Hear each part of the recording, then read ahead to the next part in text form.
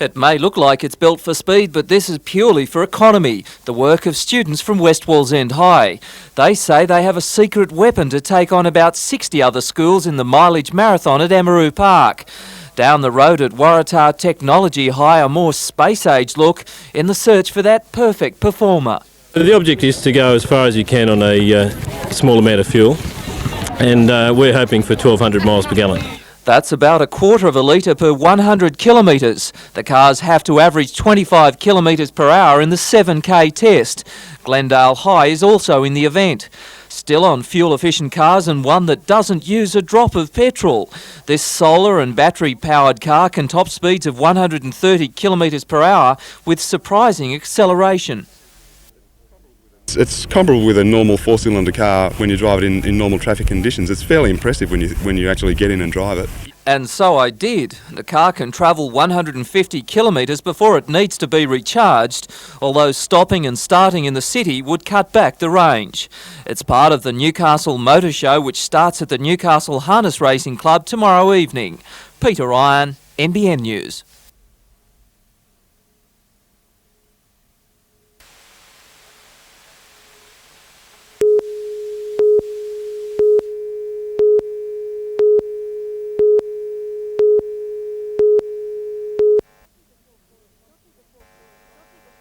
Shortly before 4 o'clock this afternoon, a white Honda Prelude was making a right-hand turn when it collided with this oncoming Toyota Corolla sedan.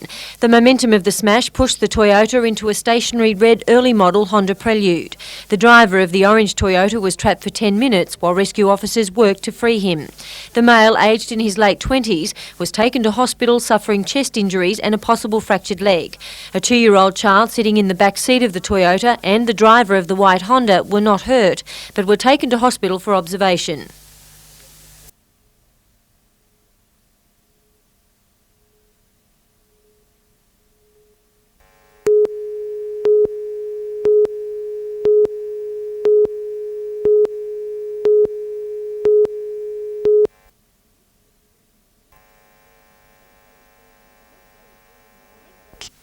Next week, Phil Moore and Jamie Jenkins will trade this Lake Macquarie pool for one in the Welsh city of Cardiff. It's the venue for the Stillwater section of the World Lifesaving Titles. Phil and Jamie, together with former Olympic swimmer Donna Proctor, are part of the 12-member team which will represent Hunter Surf Club Swansea Belmont. Starting September 1st, the titles involve 3 days of Stillwater events and 4 days in the surf at a beach near Cornwall. The events are all lifesaving related and not simply a sprint up the pool. You have to do fairly weird events like towing mannequins, which are about a 40 kilo weight. There's rescue activities where you actually throw life-saving balls. There's rescue tube relays where you have to, say for example, Sean Davis, one of our swimmers, has to drag Donna Proctor up the pool. At the last World Titles 2 years ago, Phil took silver in the ski event. This time round, he's going for gold. As for the team's form, Phil believes the dozens of hours spent training each week will see them pose a real threat to their more fancied Sydney counterparts. I think that the Sydney clubs will take us as a threat. It's the first time we've sent a full team. We placed 4th at the national titles this year as a club, which is the strongest we've done.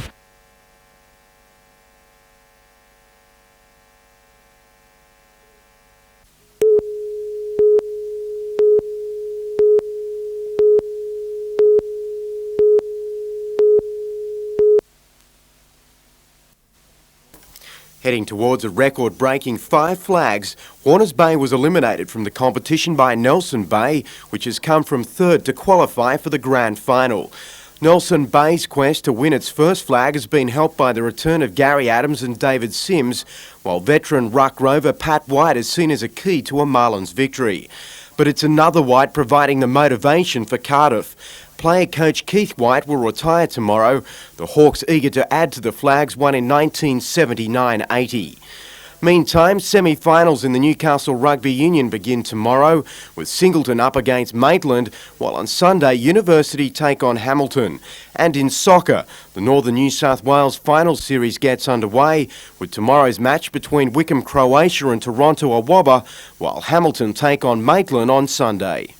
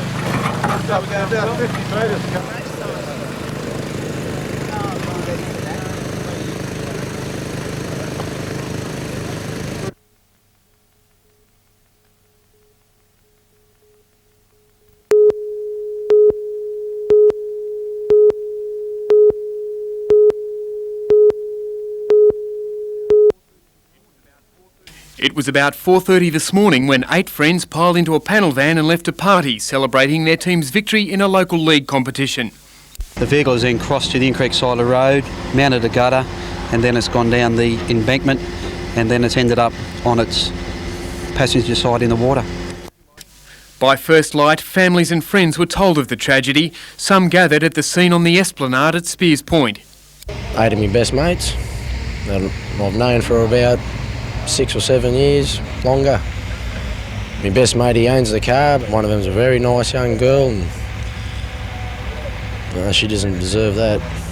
18-year-old Rhonda Sanderson from Cardiff died when she was pinned under the panel van in a few inches of water after it cartwheeled and rolled into the lake.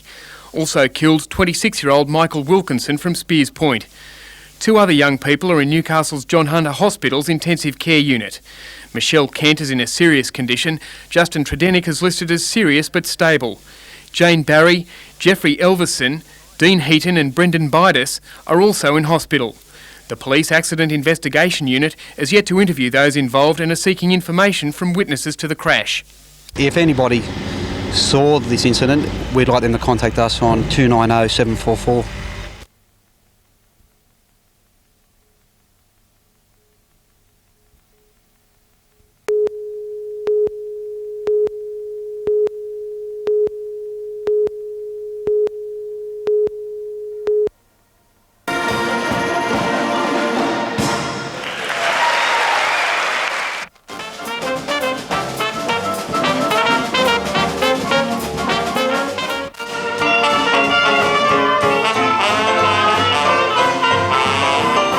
We'd never heard a Japanese band at our festival before, but we got one now and they are absolutely unreal. Everyone loves them, so it's great.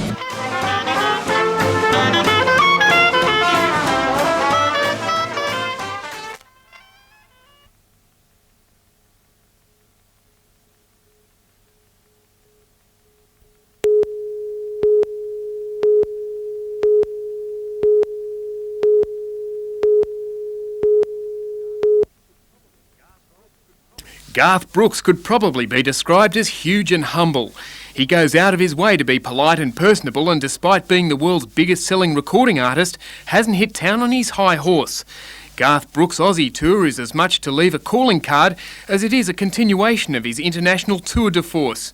And that's the job now, it's not to disappoint anybody and try and do our best to get an invitation back, not only to Australia but to Newcastle. Brooks was bucked off the star circuit when he first entered country music. He got up, dusted himself off, and with the help of a good producer and backup from his family, has become a leading ambassador and pioneer of country. He's playing the Newcastle Entertainment Centre tonight and tomorrow night.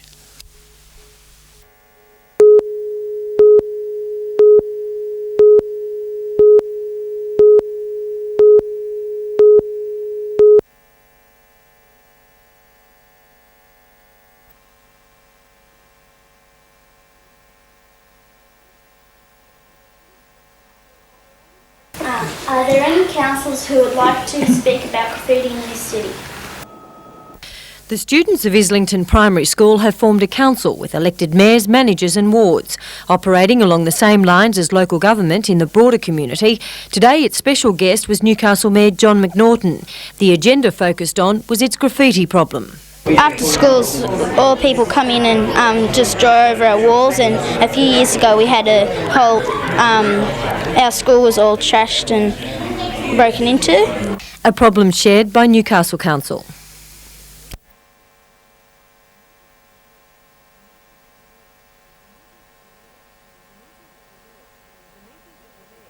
The meeting of the mayors coincides with Local Government Week and the release of the revised Councils at Work, an information kit produced by the state, local government and shires associations for use in school curriculums.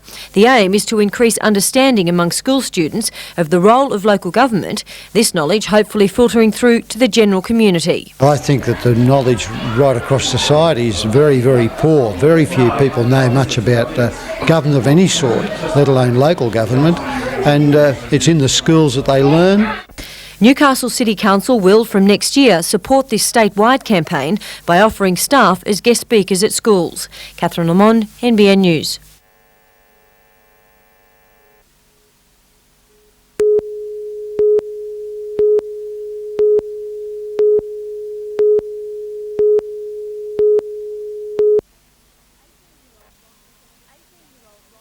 "18-year-old Rhonda Sanderson died when a panel van packed with 8 people crossed to the wrong side of the road, down an embankment and into Lake Macquarie. Also killed was 26-year-old Michael Wilkinson of Spears Point.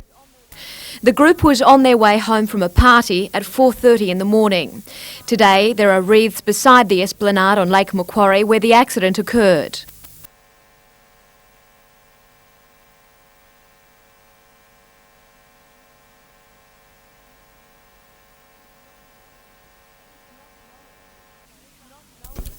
It's not knowing which so frustrates Rhonda's father, Colin Sanderson.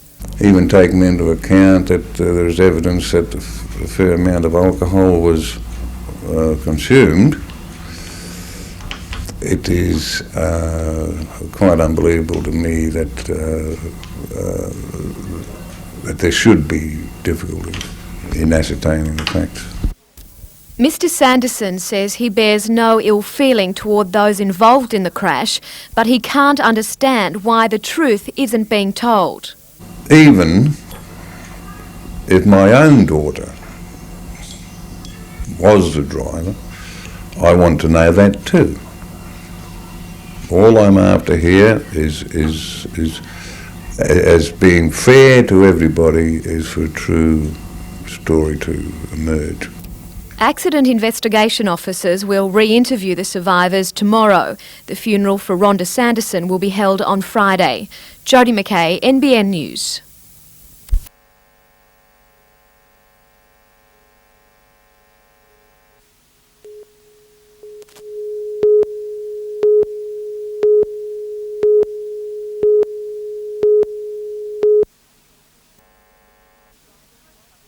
It was a tight tussle between old rivals Whitebridge in the green skirts and Warners Bay High. Whitebridge, the defending regional champs, led by 2 at the first quarter break and 4 points at the half-time bell, thanks largely to the teamwork of State Rep Alison Sharp and shooter Alison Swan.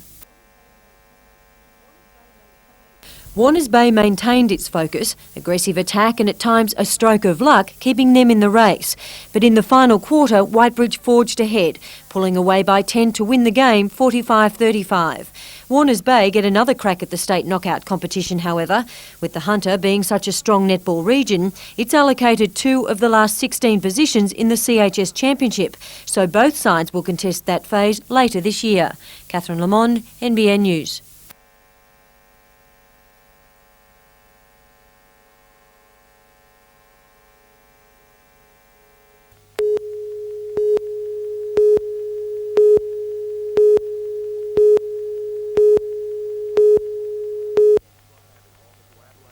Having lost to Adelaide on Friday night, the Falcons needed to split the road trip to maintain their playoffs bid.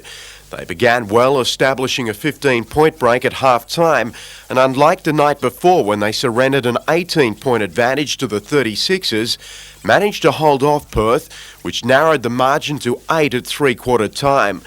Derek Rucker with a match-high 32 points and 8 assists again provided the inspiration for the Falcons and outplayed his counterpart Ricky Grace. The Falcons' 92-83 win was the Wildcats' 3rd home loss of the season and their first since the break for the World Championships.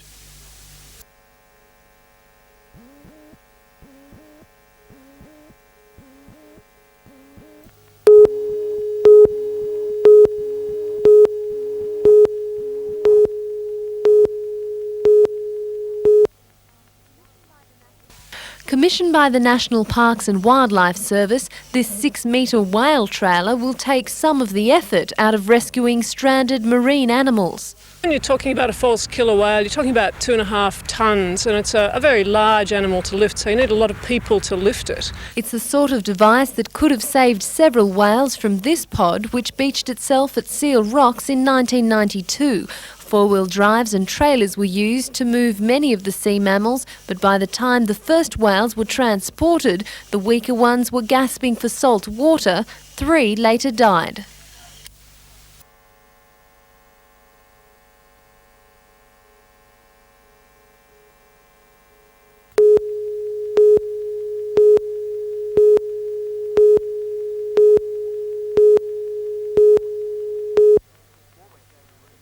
With former kangaroo Mark Geyer on show, a crowd of around 10,000 saw Yamina go to a 16-6 half-time lead, which was reduced by Wyong early in the second half. Any chance of Wyong repeating its major semi-final victory was gone, with Mark Jensen's clever work from dummy half, and then former Winfield Cup player Adam O'Neill crossing for his second to give Yamina a 24-10 lead. Half Scott Murray then clinched Yamina's second first-grade premiership, Wyong scoring several late tries, reducing the margin to 8. Meantime, in Group 21, Scone also turned round a major semi-final defeat to down Aberdeen 30 points to 18. Scone set a cracking pace in the first term, half David Madden combining with fullback Mal Evely, scoring the first of his 3 tries. Their dominance continued in the second term before Aberdeen mounted an unsuccessful comeback, unable to create Group 21 history in winning 4 consecutive premierships.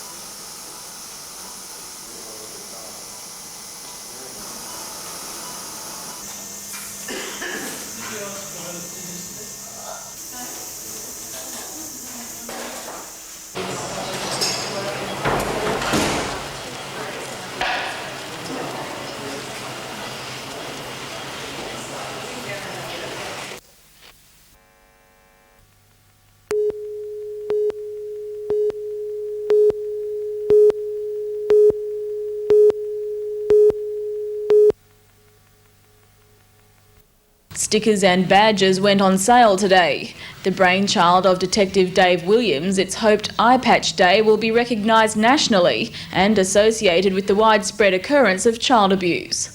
In the past year, the Department of Community Services has referred 74 perpetrators of abuse in the Manning region to counselling. Tari detectives are hoping to increase counselling services for victims as well. Eye patch items will be sold over the next few days and in Children's Week from the 23rd of next month. Money raised will go into a child protection fund. And with the eye patch with a hole in it, it sort of gets the point across of people not turning a blind eye to sexual abuse. National Child Protection Week spokesperson Rosemary Sinclair addressed a seminar at the Tari RSL this morning. Child abuse knows no socio-economic boundaries. It knows no geographical boundaries, and it is prevalent everywhere. The federal member for Lyne, alongside the member for Myall Lakes and community groups, attended the meeting. Tracy Walsh, NBN News.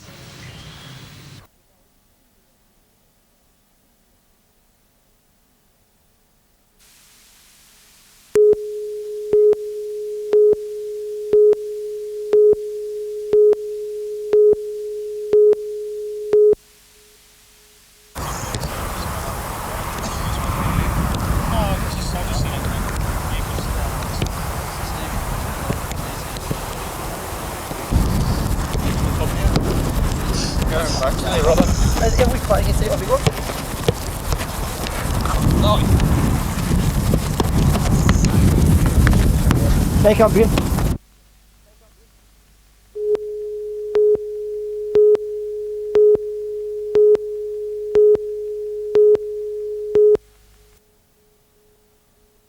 Wingham farmers are struggling to survive the drought, but they're also dipping into their wallets to help ease the burden of colleagues in Gunnedah and Tamworth. Frank Somerville says he's heard of 9,000 cattle in Moree without water. Wingham farmers are better off. 6 inches of rain has fallen this year.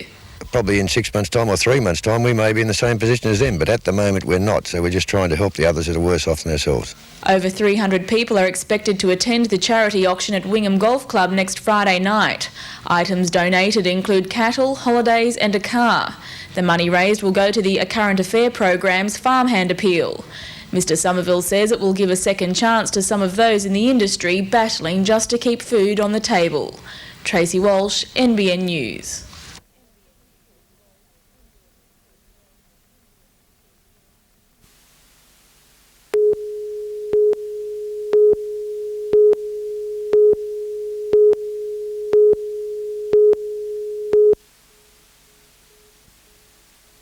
It was a room full of success stories. Hundreds of slimmers who'd tried diet after diet and failed shifted the kilograms when they joined their local Simple Slimming support group. From humble beginnings 18 years ago, the company now has helped thousands of overweight people fight the fat.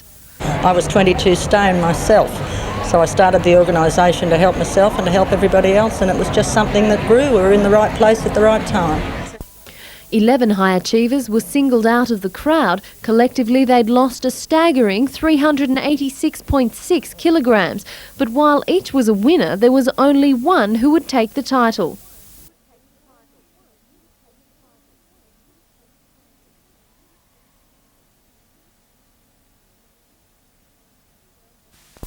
Michelle lost 69 kilograms in 18 months. It's all a bit of a shock. The hardest part was walking through the door. Once I'd done that, the plan's so easy and well structured, and the group support is just so helpful that it's fairly easy. A junior winner was also announced. 11-year-old Emily Taylor claimed that crown after losing almost 8 kilograms in 6 months. I know it's a very unpopular subject, children dieting at the moment, but our children are on a very, very healthy, well-balanced diet. Organisers say the satisfaction of seeing unhappy people gain confidence and self-esteem is their greatest reward. Joanne Shoebridge, NBN News.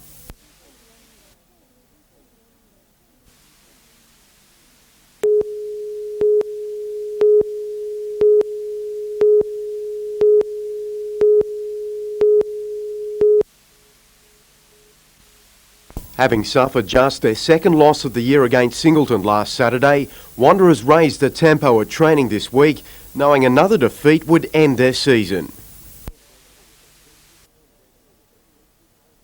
Leading from the front is 33-year-old veteran Chris McClelland, who is determined to see Wanderers qualify for their third consecutive grand final.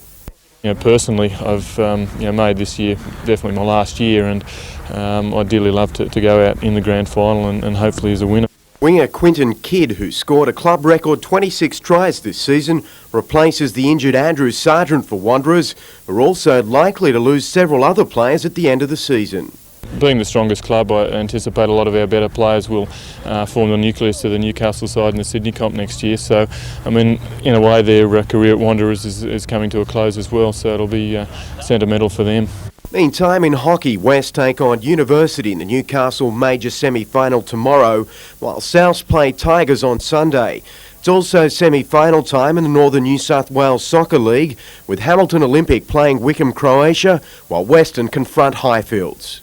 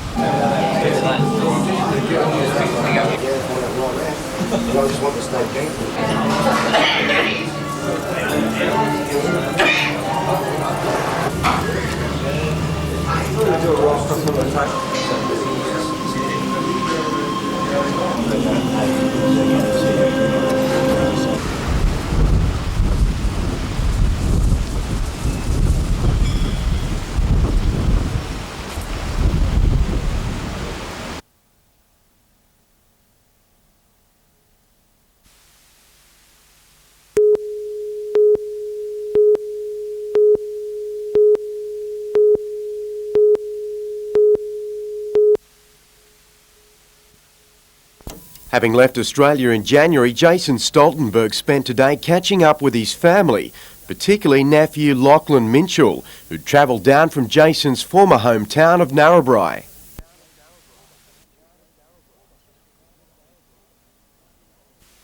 Unbeknown to 9-month-old Lachlan, his uncle is now among the world's top tennis players.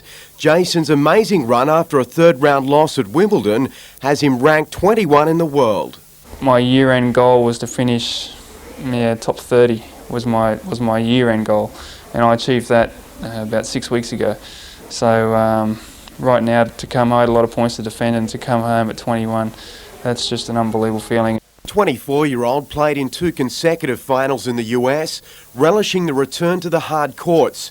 And following the Davis Cup tie with New Zealand, he has the Sydney Indoor and several tournaments in Europe to continue his push into the top 20. 6 weeks ago would have been an unrealistic goal, but now I feel like I can do that. And I'm really just playing just to get better and better, and I've just started to play the tennis that I always felt like I could play, and it's been a long time coming. An injury hampered Jason in his first round loss at the US Open, which he believes will now be won by Michael Stick. Agassi is a hell of a player, one of the most talented, if not the most talented player playing, but I think Stick's got a bit too much.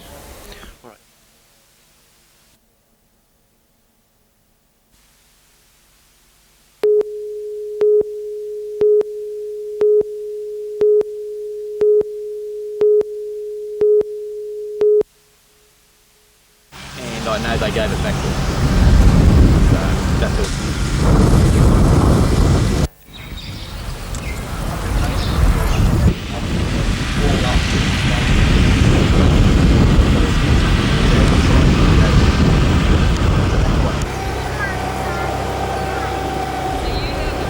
In our transfer, obviously, into the state, we put a covenant.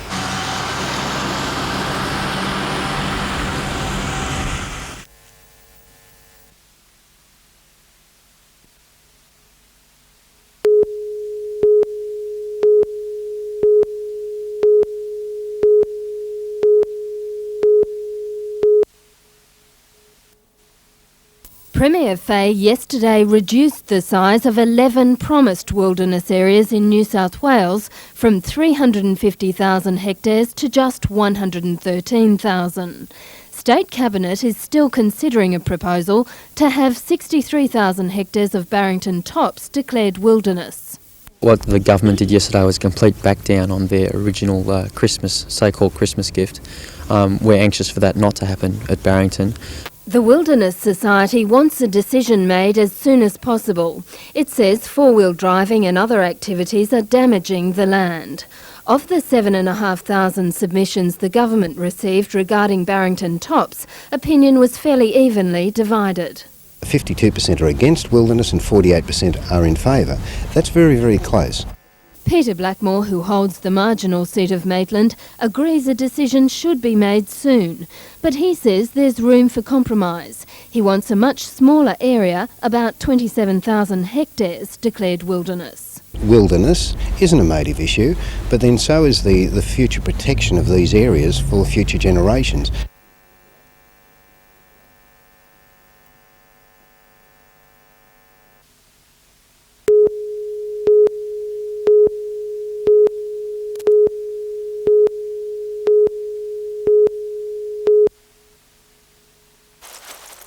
Rotary clubs set up outside several supermarkets. Shoppers were asked to buy a few extra non-perishable items for drought-stricken farmers.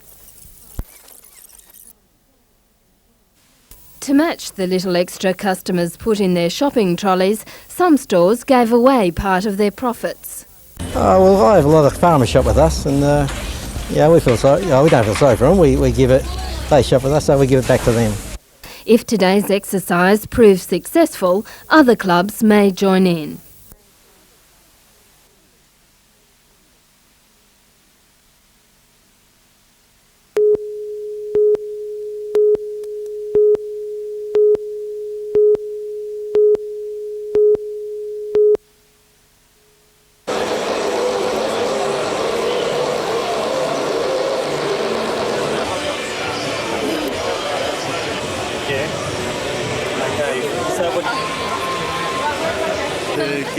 I haven't got a photo.